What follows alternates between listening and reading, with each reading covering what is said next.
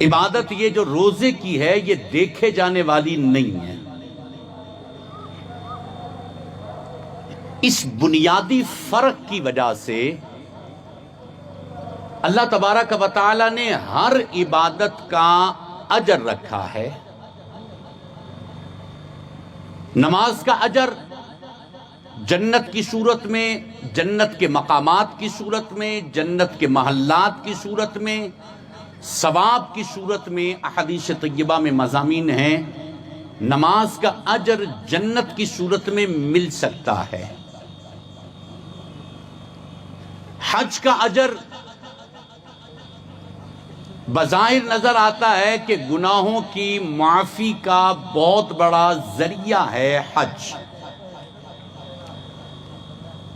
کہ جس نے فرائض و شرائط کو ملحوظ خاطر رکھتے ہوئے حج کیا وہ ایسا ہے جیسا آج ہی اپنی ماں کے پیٹ سے پیدا ہوا، مطلب گناہوں کی معافی۔ زکوٰۃ ہے، زکوٰۃ دو گے تمہارا بقیہ مال پاک ہو جائے گا، اللہ تمہارے مال میں برکت نازل کرے گا، اللہ تمہارا مال بڑھا دے گا۔ یہ زکوٰۃ والی عبادت ہے۔ ابو داؤد شریف، مسلم شریف کی حدیث مبارکہ کے مطابق روزہ ایسا نہیں ہے۔ نماز پڑھیں گے اجر ملے گا، ثواب ملے گی، رحمت ملے گی۔ حج کریں گے اجر ملے گا، رحمت ملے گی، برکت ملے گی، خیر ملے گی۔ زکوٰۃ ادا کریں گے مال میں خیر ہوگی، مال بڑھے گا، مال لٹنے سے بچے گا۔ نبی پاک صلی اللہ تعالی علیہ وسلم نے ارشاد فرمایا مگر روزہ، اللہ ارشاد فرماتا ہے روزہ میرے لیے ہے، روزے کو کوئی دیکھ نہیں سکتا۔ روزہ دیکھے جانے والی عبادت نہیں ہے، روزہ باطنی عبادت ہے، اور اس باطنی عبادت کے ہونے کی وجہ سے روزہ میرے لیے اور میں روزے کی جزا ہوں۔ یعنی روزے کے بدلے میں اللہ فرماتا ہے ثواب الگ ہے، جنت الگ ہے، بقیہ اجر و ثواب الگ ہے، لیکن اختصاص کے ساتھ رحمان پروردگار عالم نے فرمایا کہ روزہ میرے لیے ہے اور اس کے بدلے میں روزے دار کو میں ملوں گا، رحمان ملے گا۔ یہ بڑی عظیم الشان عبادت ہے، اور پروردگار عالم نے اس عبادت کو فرض کرنا اللہ کی بارگاہ میں مقصود و مطلوب حضرت انسان کو بھوکا رکھنا نہیں تھا کہ انسان کو بھوکا رکھا جائے، انسان کو پیاسا رکھا جائے۔ ہاں، اس بھوک کے ذریعے عبادت میں لذت بہت ملتی ہے، وسوسے ختم ہوتے ہیں، تخیلات کم ہو جاتے ہیں، بھوک و پیاس کی وجہ سے ذوق عبادت کا بنتا ہے۔ وہ جو اصل ذوق اور روح ہے عبادت کی، اللہ کے سامنے حاضر ہونے کی، اس کے لیے یہ بھوک اور پیاس معاون ہے۔ لہذا ہمیں حکم ہوا کہ بھوکے پیاسے عبادت کرو تاکہ تمہاری توجہ رحمان کی طرف بڑھے۔ لیکن ہمارے ہاں غور کریں، ہم یہ ماہ رمضان المبارک کا مقدس مہینہ گزرا،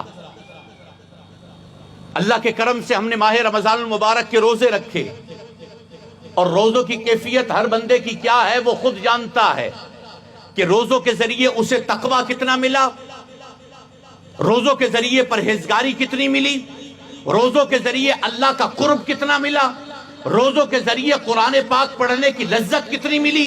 رمضان المبارک کے مقدس مہینے اور پہلا عشرہ رحمت، پھر مغفرت، پھر عتق من النار، ان مختلف مقدس عشروں کی برکت سے میرے اندر تبدیلی کیا آئی، میرے اندر چینج کیا آیا، میں کتنا بدلا، کتنی گندی عادتیں جو رمضان میں مجھ سے چھٹ گئی اور وہ آگے چل کے بھی مجھ سے چھٹی رہیں گی، محاسبہ کرنا ہے۔ اللہ فرماتا ہے قرآن پاک میں کہ تم پر روزے اس لیے فرض کیے لعلکم تتقون، تاکہ تم تقوی حاصل کرو، پرہیزگار بنو، تمہاری عبادت بڑھے۔